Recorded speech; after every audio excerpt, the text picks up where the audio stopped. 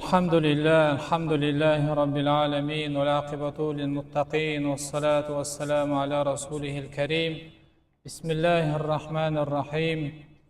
Бүгінгі өтілетін сүреміз Мекке қаласында түскен 46 аяттан тұратын Ан-Назиғат сүресі. Назиғат деген сөздің мағынасы кәпірлердің жанын жұлқып өте қатыгездікпен суырып алушы періштелермен серт деген мағынаны білдіреді. Осы Назиғат сүресінің мағыналай тәпсіріне тоқталатын боламыз. Бисмиллахир-рахманир-рахим. Уан-назиати ғарқа. Рахман әрі аса рахымды Алланың атымен бастаймын. Кәпірлердің жанын аяусыз жұлқып, суырып алушы періштелерге. Уан-нашитати нашта. Мүміндердің жанын қинамай, байыппен алушы періштелерге. Уассабихати сабаха. Илахи пәрмендерді бұлжытпай орындау мақсатында аспан кеңістігінде жүзіп жүрген періштелерге. Фәссабиқати сабқа. Міндеттерін мүлтіксіз орындауда бір-бірімен жарысатын періштелерге. Фәл-мудаббирати амра. Алланың пәрменімен болмыстағы жауын жаудыру, жел тұрғызу сынды табиғи құбылыстармен өзгеде елеулі істерді жүргізуші періштелерге серт. Яума тарджуфур раджифа. Қиямет сөзсіз орнайды.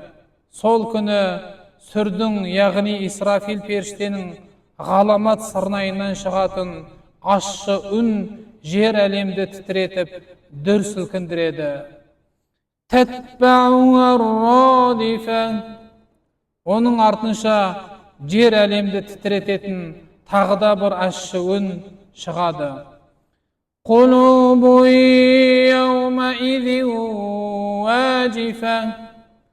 Сол күні кейбір жүректер үрейден дүрсіл қағады.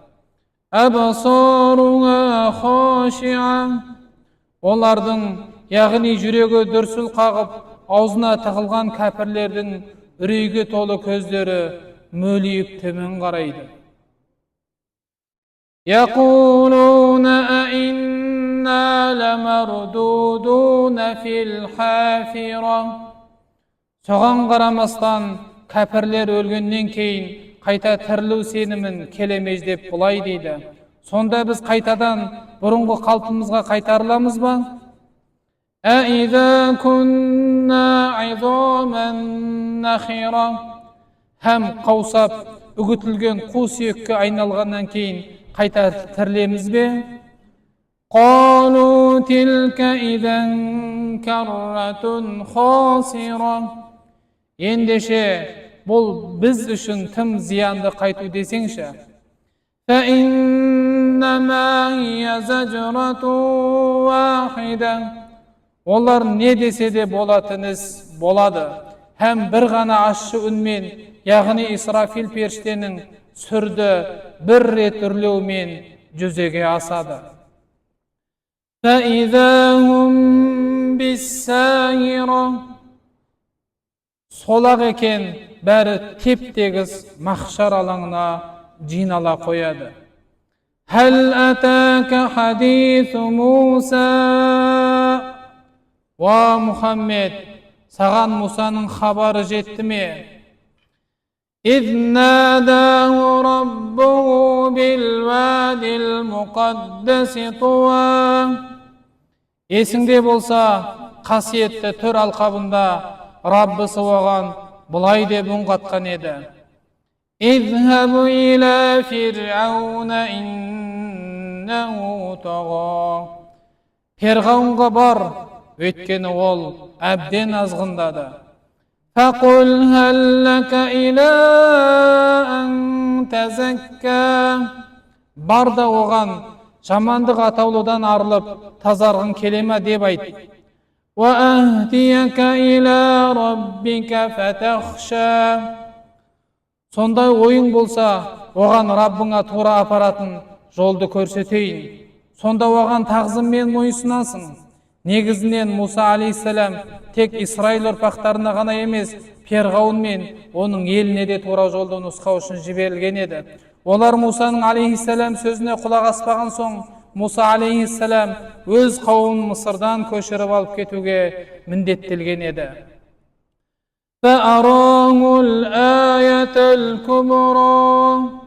Муса Перғауынға барды да оған ең үлкен мұғжизасын көрсетті.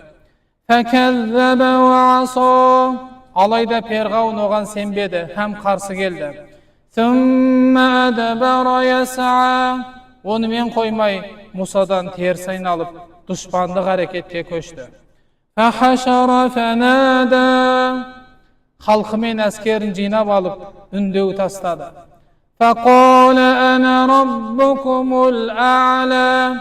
Сендердің ең ұлық Раббыларың мына менмін деді.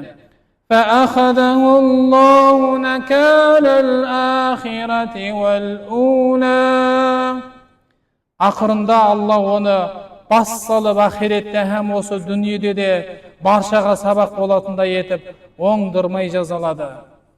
Инна фи залика лаибратан лиман яхша Шүбәсіз, мұнда Алладан тағзыммен именетін әрбір жан үшін ғибарат бар.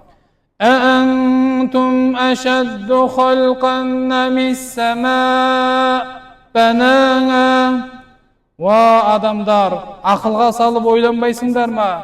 Сендерді жарату қиын ба? Жоқ әлде аспан әлемін бе? Оны Алла тұрғызды.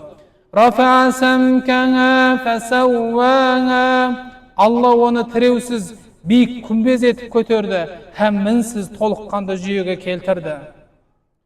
وأغطش ليلها وأخرج ضحاها Тас қараңғы түнін бірте-бірте сейілтіп, күн сәскесін шығарды, яғни таңын атырып, жер әлемді жарыққа бөледі.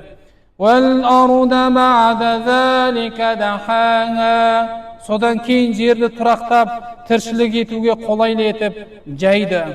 أخرج منها ماءها ومرعاها Одан сулары, бұлақтары, өзен көлдері, мұхиттары мен жайылымын көк майсасын шүйгінін шығарды.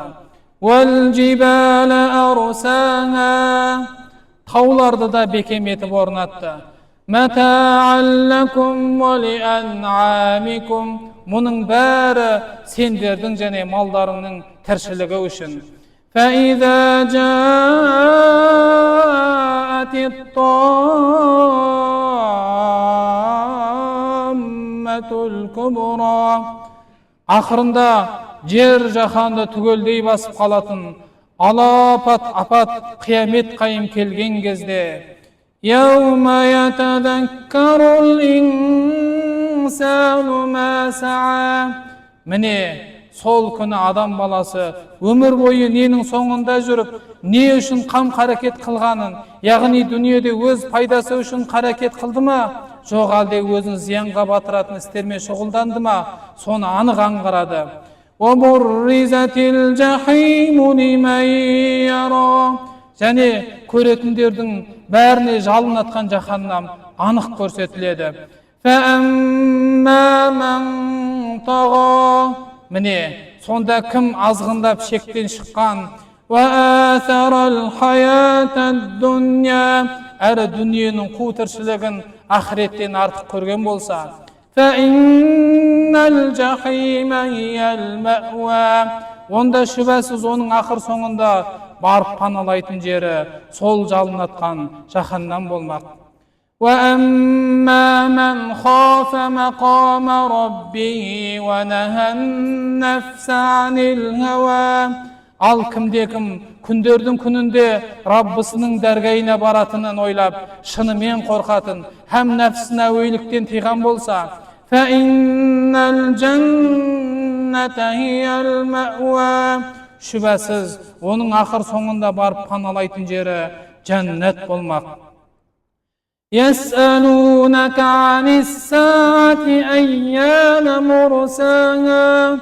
Wa Muhammed, olar kaşan ornaydı dep senin kıyamet jayla suraуда. Fima anta min zikraha. Sen onu kaydan bilesin? Ol jayla sen ne ayta alasın? İla rabbika muntahaha. Onun sonu Rabbına barıp tireledi. Yağni onun kesimdi vaqti Rabbına gana ayan. İnnemâ ente munziru men yakhşâha. Al sen bolsan, odan şınымен korkatandardı aldın ala saktandırışı, eskertüşü ganasın.